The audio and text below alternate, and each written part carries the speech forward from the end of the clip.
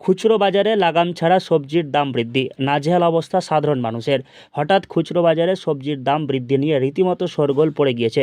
খুচরো বাজারে সবজির দাম আকাশ ছোঁয়া হলেও জেলার পাইকারি বাজারে লাঙ্গালের মধ্যে রয়েছে সবজির দাম।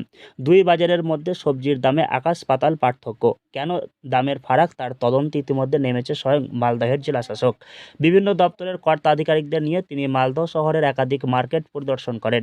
বিক্রেতা থেকে ক্রেতাদের সঙ্গে সবজির দাম নিয়ে বিভিন্ন বিষয়ে কথা বলেন। এরপরেই জেলাশাসক সবজি বিক্রেতাদের নির্দেশ দেন, পাইকারি বাজার থেকে সামগ্রী কিনে নিয়ে আসার ক্যাশ মেমো সঙ্গে রাখতে হবে।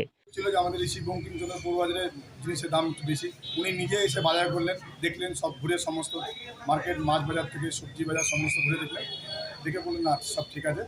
এবার কিছু সবজির বিল উনি রাখতে বললেন, সবজি আলুর বিল, যে আলু কী দাম কিনছেন, কী দাম বিক্রি করছেন, পেঁয়াজ কী দাম কিনছেন, কী দাম বিক্রি করছেন, ওই বিলগুলো নিয়ে রাখতে বলে দোকান। কারণ জেলার পাইকারি বাজারে আড়তগুলিতে সবজির দাম অনেক কম, সে তুলনায় খুচরো বাজারের দাম বেশি। খুচরো বিক্রেতারা যেন অতিরিক্ত দাম নিতে না পারেন, সেই জন্য জেলা শাসকের এমন নির্দেশ। ক্যাশ মেমো সঙ্গে রাখলে সাধারণ ক্রেতা থেকে পরিদর্শনে আসা প্রশাসনের কর্তারা বুঝতে পারবেন কী দামে কোন সবজি কিনেছেন বিক্রেতারা। দামের তুলনায় অধিক দাম নিলে তাদের বিরুদ্ধে আইনত ব্যবস্থা গ্রহণ করা হবে প্রশাসনের পক্ষ থেকে। মালদহ শহরের প্রতিটি সবজি বিক্রেতাদের ইতিমধ্যে নির্দেশ দেওয়া হয়েছে। আজকে আমরা দেখলাম যে দামগুলো কেমন আছে এবং দামগুলো সঠিক দামে সবাই বিক্রি করে, যেটা অন্যান্য জায়গায় চলছে।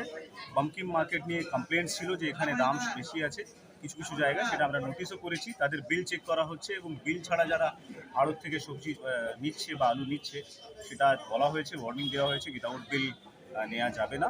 এবং তার সঙ্গে মার্জিন যে রাখে, রিটেল মার্জিন, সেটা একটা বড় মার্জিন রাখা যাবে না। কিছু কিছু ক্ষেত্রে দেখা গেছে তাদেরকে ওয়ার্নিং দেওয়া হয়েছে, কাল থেকে না করলে অ্যাপ্রোপ্রিয়েট অ্যাকশন। আগামীতে যদি প্রশাসনের নির্দেশ অমান্য করে কোনো বিক্রেতা তাদের সবজি কেনার ক্যাশ মেমো সঙ্গে না রাখে, আইনত ব্যবস্থা গ্রহণ করবে প্রশাসন। প্রয়োজনে জরিমানা পর্যন্ত করা হতে পারে প্রশাসনের পক্ষ থেকে। প্রশাসনের এমন নির্দেশ পাওয়ার পর শহরের সবজি বাজারগুলিতে জিনিসের দাম স্বাভাবিক হতে পারে বলে মনে করছেন সাধারণ ক্রেতা থেকে ব্যবসায়ীরা।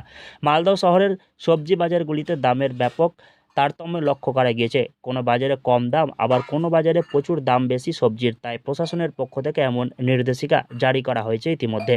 মালদহ থেকে হরষিত সিংহ, লোকাল 18 বাংলা।